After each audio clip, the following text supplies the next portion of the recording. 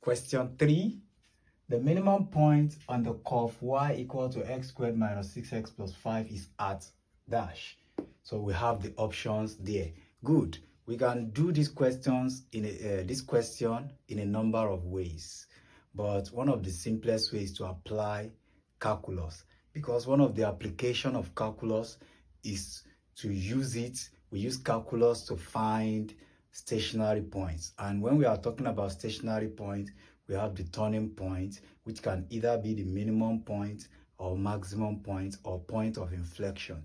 So how do we get that? So we can take the derivative of the function at that particular point. So we also use minimum point to find the gradient.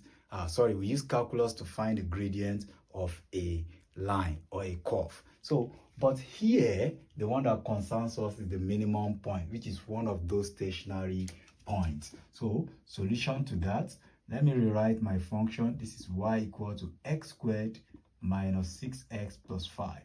So what I will just do is I will take the first derivative of this. That is, I will differentiate y with respect to x. So dy dx will be equal to, so how do we differentiate? Drop these two and subtract 1 from the power. So you have 2x, 2 minus 1, that will give me just 1. So 1, that will just give me 1 on top. I can just clean it off.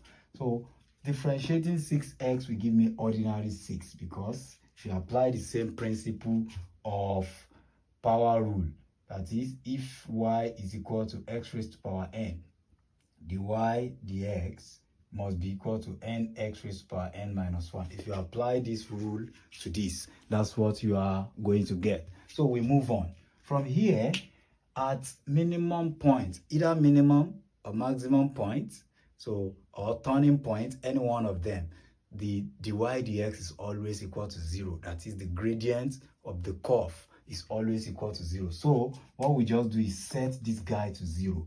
So you have 2x minus 6 equal to 0. So get the value of x. So x or 2x will be equal to 6. Divide both sides by 2. So you have x equal to 3. So this is the value of x at the minimum point. But, okay, looking at the options, you see that this is the only one that has 3 as the value of x. This is 3 comma minus 4. So that means the corresponding value is, so that means the value of x is 3. So we don't even need to go further, because this is an objective question that you need speed for. So D is going to be the answer. But for you to learn more, so let's just complete it. So after getting the value of x, you now put the value of x inside the original function.